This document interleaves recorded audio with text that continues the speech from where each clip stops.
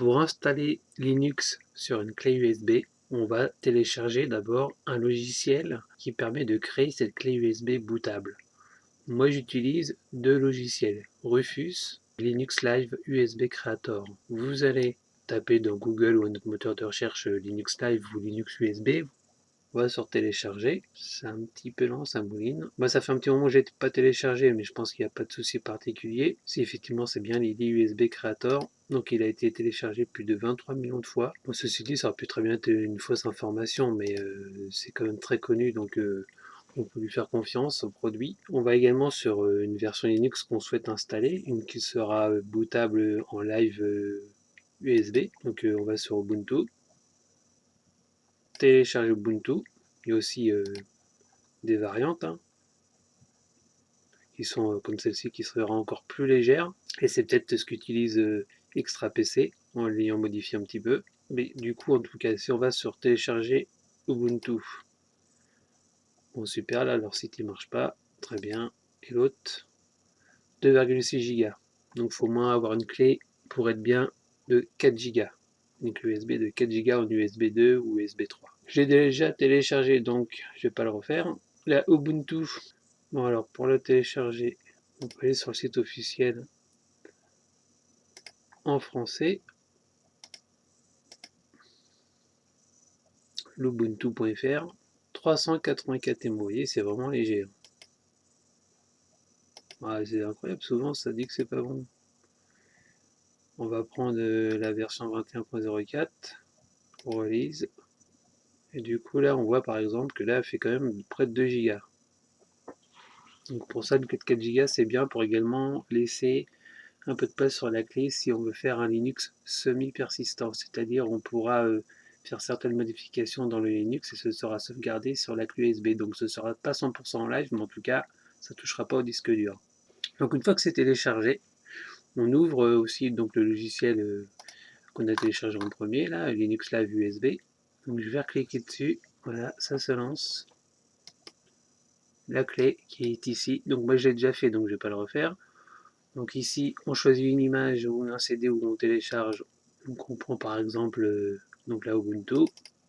Voilà. Ça lit l'image.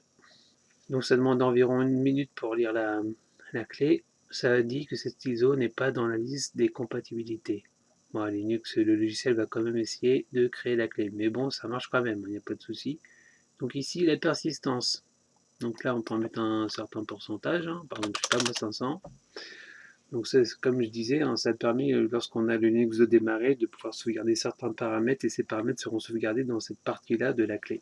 Donc sans B0, il n'y aura pas de persistance du tout. Cacher les fichiers sur la clé. Bon, ça après, c'est à vous de voir si vous voulez qu'il soit caché ou non. Formater la clé.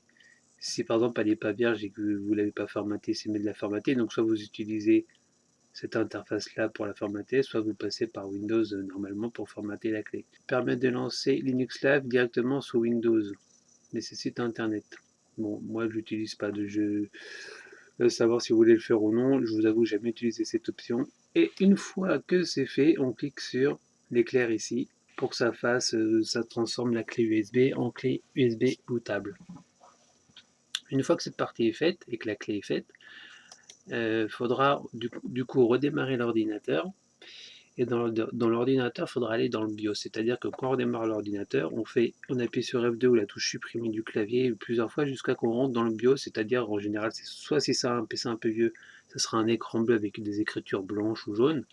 Et là, il faudra aller dans les propriétés de boot de démarrage de l'ordinateur pour que l'ordinateur démarre sur la clé USB et non pas sur le CD ou le disque dur directement. Sinon, si c'est un BIOS moderne UEFI, et ben c'est pareil, il faut chercher où est l'ordre de boot de l'ordinateur, sur quel périph' il démarre en premier, et mettre la clé USB en premier, parce que si vous laissez le disque dur, vous aurez beau laisser brancher la clé USB, ça marchera, ça sera toujours démarré sur le disque dur. Donc on met en premier la clé USB, en deuxième on met le disque dur, en troisième on met le CD ou on met rien. Et puis voilà, après du coup on peut laisser comme ça. Une fois que la clé USB est débranchée, quand on démarre l'ordinateur, s'il n'y a pas la clé USB et que l'ordre de boot dans le BIOS n'a pas changé, et ben ça démarrera sur le disque dur puisqu'il ne va pas trouver la clé USB. Ici c'est simple, je vais dans le boot. Ici, on voit qu'en premier, bah, c'est ma clé USB qui démarre. Ici, c'est mon disque dur, mais enfin plutôt un SSD qui démarre. Donc ici, on peut modifier. Hein. Si par exemple, je voulais qu'en premier, ce soit le disque dur, bah, j'ai juste à le sélectionner et à faire entrer. Je remets le removal. Voilà. En deuxième, je mets le SSD. En troisième, ça je vais pas le mettre parce qu'en fait j'en ai pas besoin. Et je fais F10 comme il est dit ici. Soit on va là avec les flèches, en fait on bouge avec les flèches du clavier, hein, donc gauche droite pour voilà. Et on descend, on monte. Donc soit on fait comme ça change N reset, ou alors on fait F10. Ici là, save et exit. Voilà. Et ça va démarrer sur la clé USB.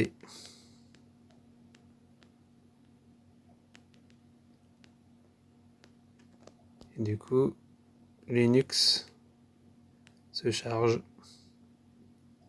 Donc Linux, oui, c'est souvent comme ça, il y a plein de lignes, il ne faut pas avoir peur.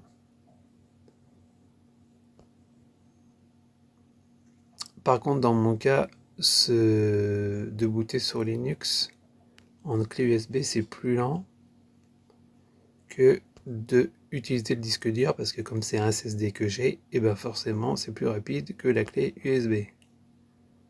Ceci dit, ce qui est pénible avec Linux, c'est que c'est un petit peu au petit bonheur la chance. Hein. Des fois, moi, j'ai la même clé USB en fonction de l'ordinateur sur laquelle je la teste. Et bien, des fois, ça ne marche pas. Parce que c'est des ordinateurs, les plus anciens, ils ont 15 ans. Ils fonctionnent toujours. 15 ans, 2005, même pas 2004, ouais, un peu plus de 15 ans certains. Vous voyez, par exemple, là, je sais pas pourquoi, aujourd'hui, ça n'avait pas marché. Il me semblait que ça. Je sais pas si j'avais testé Linux en fait sur ce PC jusqu'à maintenant. J'avais testé sur un autre et j'ai pas testé sur celui-ci et ça a pas l'air de passer. Alors que la clé elle est bonne, hein.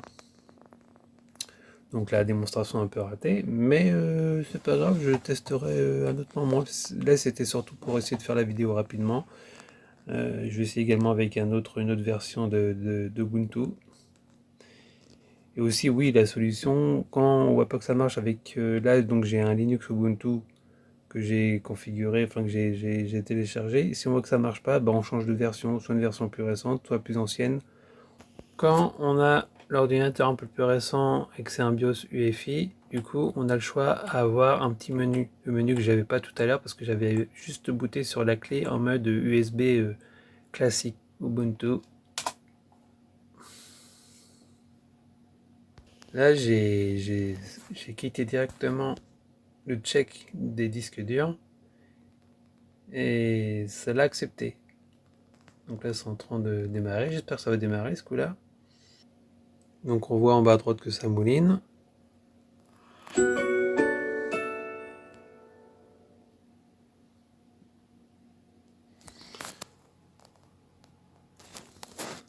Voilà notre beau Ubuntu.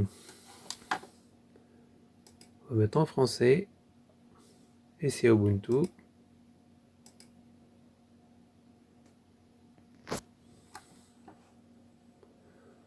Donc voilà. Toutes les applications. On le fait avec la molette. On va ouvrir une petite page internet là.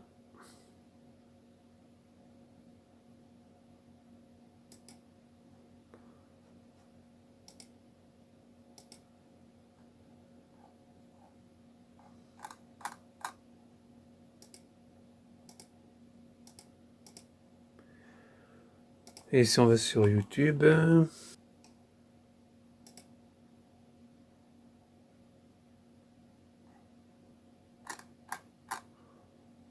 va prendre la première, voir comment ça marche.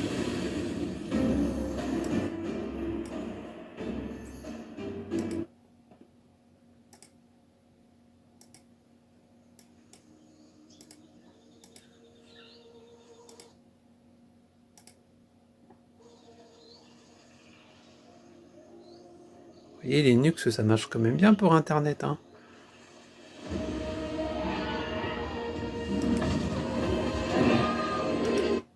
Là, on coupe. LibreOffice Writer, par exemple, la suite équivalente Office Microsoft, gratuit. Traitement de texte. Et quoi faire, hein. Si on veut changer l'interface, par exemple, faire comme en mode onglet. Vous voyez, un peu comme la suite de Microsoft. Il y a tout ça, quoi. Donc là, on a aussi LibreOffice comme Excel, hein, ici. Voilà. Il y avait quoi de sympa que j'ai vu? Tiens, le Mahjong. Bon, bah, si on veut s'amuser, hein. Qu'est-ce qu'il y a d'autre?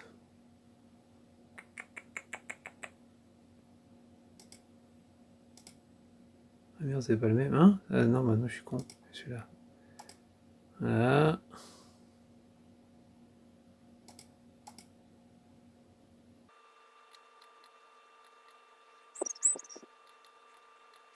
Voilà pour ce court tuto, donc si c'est pas clair, bah, posez-moi des questions dans les commentaires. Et puis sinon, bah, il y a beaucoup de tutos déjà qui existent sur YouTube ou sur des sites internet. Moi je me suis dit que j'allais faire cette vidéo parce que j'ai parlé d'Extra PC qui était entre arnaque et très très mauvaise affaire. Enfin arnaque parce qu'en fait il y en a qui l'avaient même pas reçu et qu'on pouvait faire cette clé nous-mêmes, donc je pensais que c'était intéressant de faire aussi cette vidéo pour combler le sujet au complet sur ce thème. Merci, ciao. Si vous avez aimé la vidéo, merci de liker